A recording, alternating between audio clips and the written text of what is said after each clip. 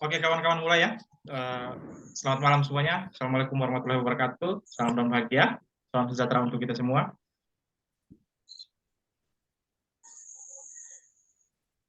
Selamat malam. Selamat malam. Pada kesempatan kali ini, kami dari kelompok 4 ingin mempresentasikan hasil kerja kelompok kami berkaitan dengan topik 3 di mata kuliah perspektif sosial kultural dalam pendidikan Indonesia. Dalam topik 3 ini, kami ada 6 orang.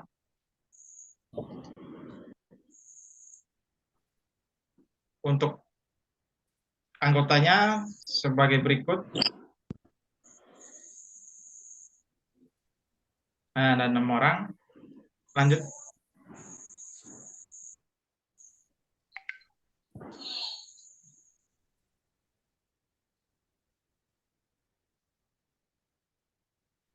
Nah, di topik 3 ini kami akan menjawab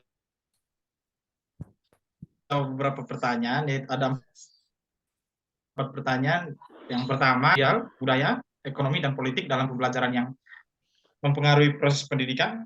Yang nomor 2, apa pandangan masing-masing anggota kelompok tentang kesiapan mengajar dengan memperhatikan perspektif sosial, budaya, ekonomi, dan politik dalam pembelajaran pada peserta didik.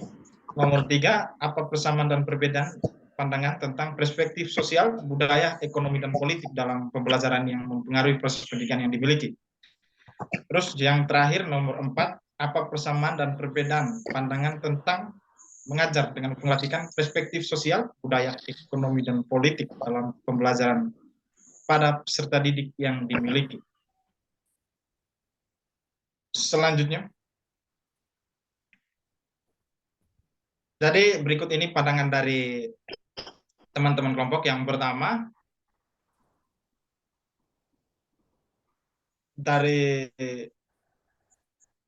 Aulia Sulandani. Kebetulan Aulnya pada kesempatan ini lagi sakit, jadi saya yang mewakili. Dari pandangan Aul yang tertulis di sini, yang dia berikan pandangan bahwa perspektif sosial, budaya, ekonomi, dan politik berpengaruh dalam proses pendidikan. Pembelajaran dengan mempertimbangkan aspek sosial, budaya, ekonomi, dan politik dalam kelas sangat mendukung proses belajar mengajar siswa. Hal ini terlihat di kemampuan guru dalam menyajikan pembelajaran yang disesuaikan dengan karakteristik siswa. Selain itu, guna juga mendapat manfaat lingkungan sekitar sebagai bahan dan lingkungan belajar bagi siswa, sehingga disajikan pembelajaran meninggalkan kesan yang berarti pada siswa atau peserta didik. Siswa dalam kehidupan mereka diketahui bahwa latar belakang sosial, budaya, ekonomi, dan politik setiap siswa berbeda-beda. Karena pembelajaran ini menitik beratkan pada aspek sosial, budaya, ekonomi, dan politik. Maka di sini, guru tidak membeda-bedakan siswa ketika pembelajaran di kelas. Siswa seharusnya mempunyai hak yang sama meskipun latar belakang mereka berbeda-beda. Ketika guru melihat potensi keberagaman, mereka dapat memanfaatkan sebagai sarana keterlibatan dalam pembelajaran untuk membantu siswa menciptakan tujuan dari pembelajaran tersebut. Selanjutnya,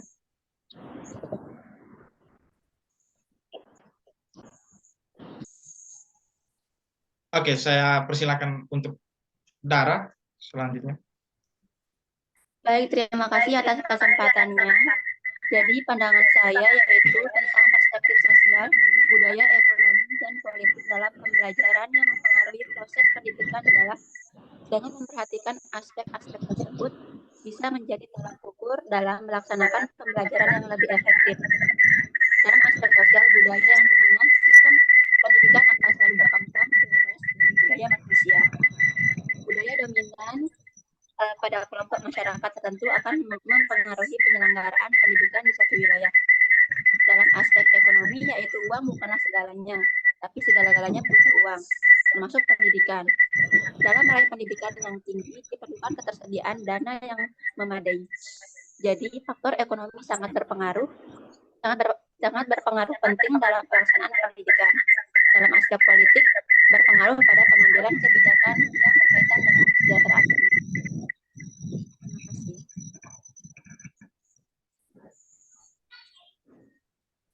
Oke, terima kasih Dara. Selanjutnya pandangan dari teman saya Nopi.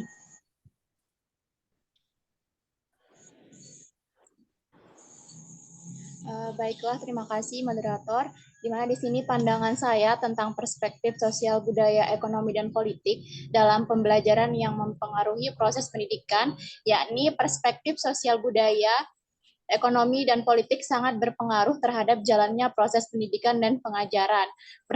Perspektif sosial budaya, ekonomi, dan politik ini menjadi acuan bagi tenaga pendidik atau guru dalam melaksanakan kegiatan pembelajaran yang efektif, di mana guru yang mampu memahami dan mengimplementasikan perspektif sosial budaya, ekonomi, dan politik dalam pengajaran pada peserta didik dapat menciptakan pembelajaran yang sesuai dengan kondisi peserta didik dan lingkungan tempat tinggalnya. Sehingga dengan begitu, maka pembelajaran yang diberikan oleh guru dapat lebih bermakna dan dipahami dengan baik oleh peserta didik karena disesuaikan dengan kondisinya.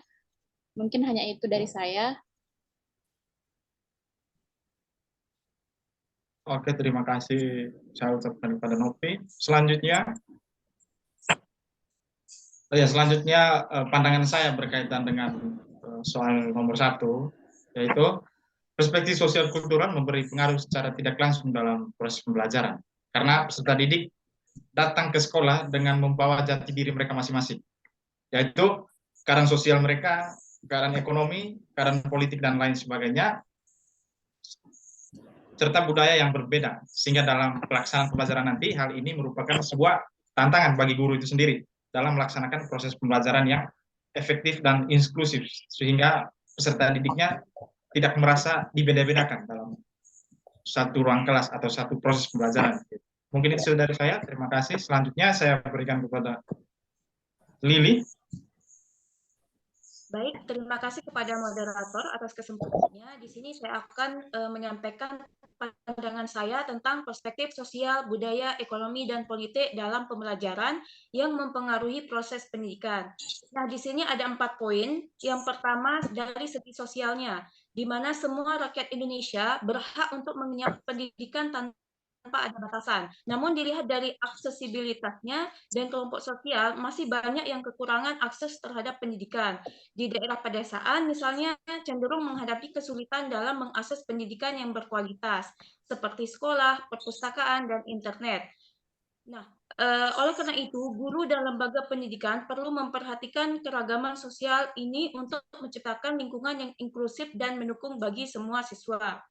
Yang kedua, ada poin budayanya, yaitu di mana Indonesia ini memiliki keragaman budaya yang dapat mempengaruhi cara pendidikan diselenggarakan, terutama dalam hal kurikulum dan nilai-nilai yang ditetapkan dalam pendidikan.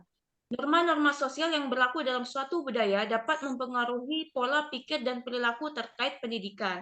Misalnya, budaya yang mementingkan kesetaraan gender dalam pendidikan akan cenderung memberikan kesempatan yang sama bagi laki-laki dan perempuan untuk belajar. Pendidikan harus menghormati dan menghargai keragaman budaya untuk menciptakan lingkungan yang inklusif dan mendukung bagi semua siswa. Kemudian dari segi politiknya, kebijakan pemerintah seperti adanya reformasi kurikulum, peningkatan anggaran pendidikan, dan standar pengajaran sangat berpengaruh untuk kualitas pendidikan Indonesia. Penting untuk memastikan bahwa keputusan politik yang terkait dengan pendidikan didasarkan pada bukti dan kepentingan terbaik bagi masyarakat secara keseluruhan, bukan hanya pada kepentingan politik atau kelompok kepentingan tertentu. Nah, yang terakhir dari segi ekonominya, di mana ekonomi mempengaruhi aksesibilitas pendidikan bagi individu. Biaya pendidikan seperti biaya sekolah, buku, seragam, dan transportasi bisa menjadi hambatan bagi mereka yang memiliki keterbatasan finansial. Sekolah-sekolah di daerah dengan tingkat ekonomi rendah mungkin memiliki sumber daya yang terbatas, termasuk guru yang berkualitas, fasilitas yang buruk, dan kurikulum yang terbatas. Pandangan ini menekankan pentingnya kebijakan pendidikan yang inklusif dan upaya untuk mengurangi kesenjangan ekonomi, guna memastikan kesempatan pendidikan yang setara bagi semua individu. Cukup sekian dari saya. Terima kasih. Oke, terima kasih Lili.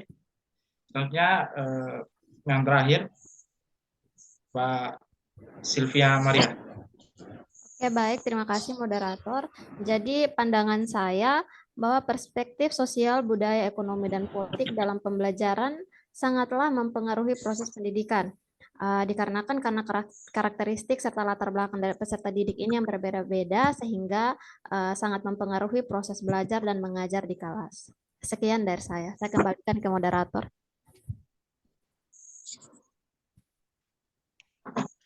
Oke, baik. Terima kasih teman-teman sudah memberikan pandangannya berkaitan dengan soal nomor 1 gitu.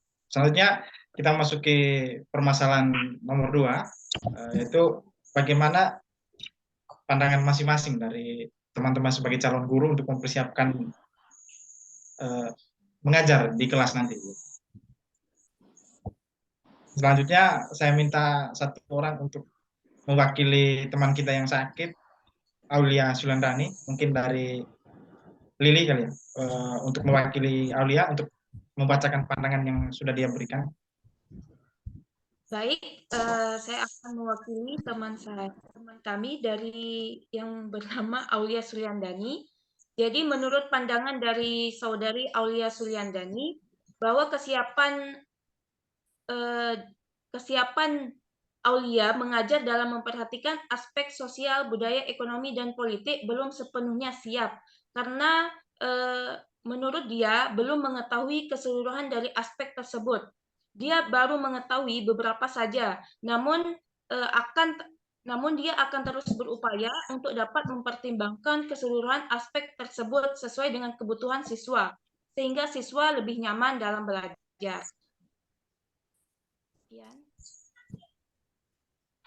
Oke, terima kasih Lili sudah mewakili teman kita Aulia. Selanjutnya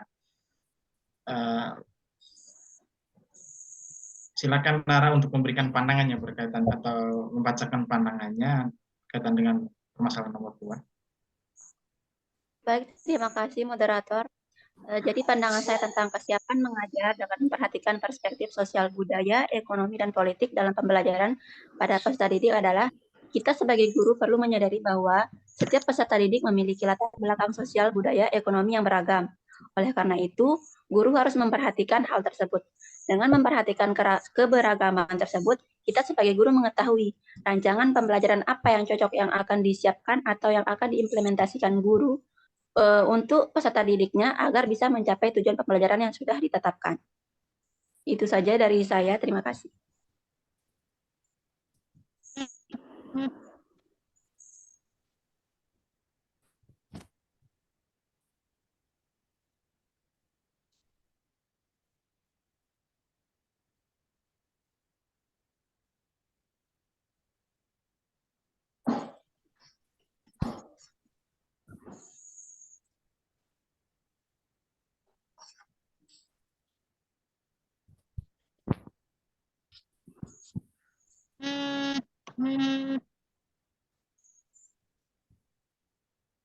Oke, selanjutnya Nopi. Baik, terima kasih moderator. Baiklah, di sini saya akan memberikan pandangan saya, di mana saya sebagai seorang calon guru profesional siap untuk mengajar dengan memperhatikan perspektif sosial, budaya, ekonomi, dan politik. Kesiapan mengajar dengan memperhatikan perspektif sosial, budaya, ekonomi, dan politik dalam pembelajaran pada peserta didik perlu dilakukan oleh saya sebagai pendidik nantinya untuk mengetahui latar belakang sosial, ekonomi, budaya, dan politik peserta didik agar dalam melakukan proses pembelajaran dan kebutuhan serta karakteristik dari peserta didik. Dengan begitu, pembelajaran yang berlangsung dapat disesuaikan dengan keadaan peserta didik dan dapat dimasukkan sebagai contoh dalam proses pembelajaran. Mungkin hanya itu dari saya. Terima kasih.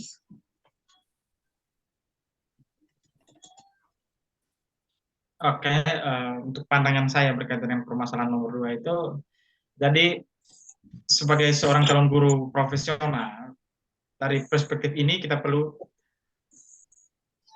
dipandang sebagai sebuah tantangan yang mau tidak mau kita hadapi.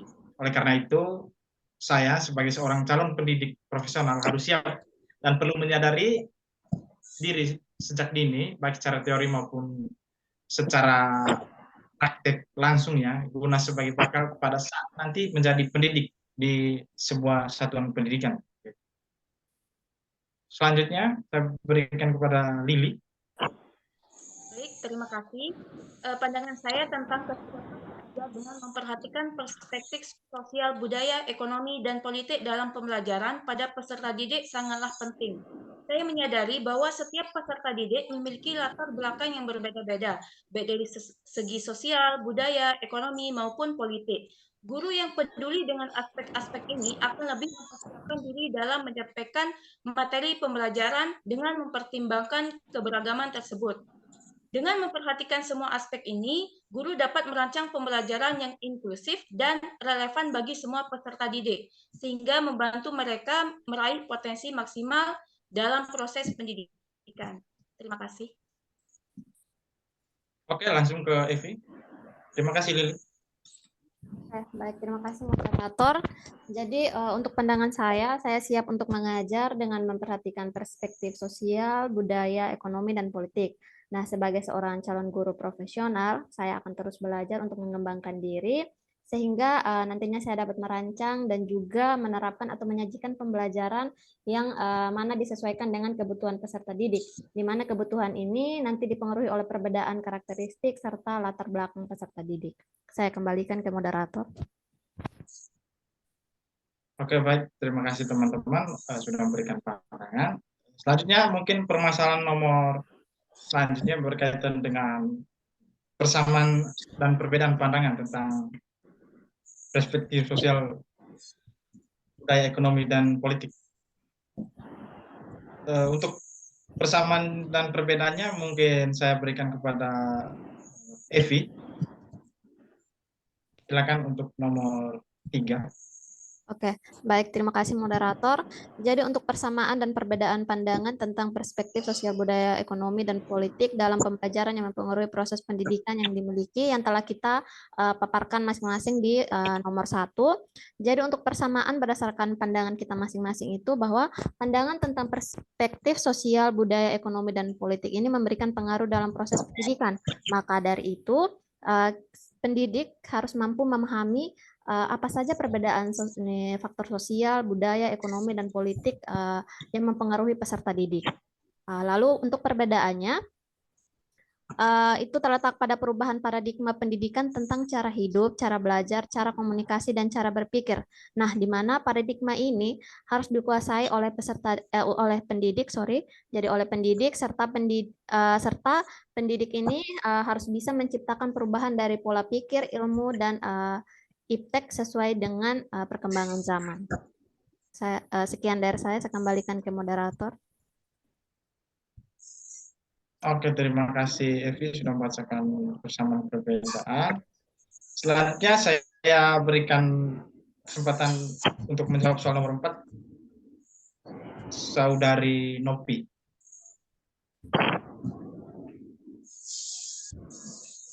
Singkat saja ya. Nomor 4 mengenai mengenai persamaan dan perbedaan pandangan tentang mengajar dengan memperhatikan perspektif sosial, budaya, ekonomi, dan politik dalam pembelajaran pada peserta didik yang dimiliki, di mana di sini persamaannya yaitu pandangan ini menekankan pentingnya memahami dan memperhitungkan faktor-faktor tersebut dalam proses pembelajaran. Adapun perbedaannya yaitu terletak pada tingkat kepentingan yang diberikan pada faktor-faktor tersebut.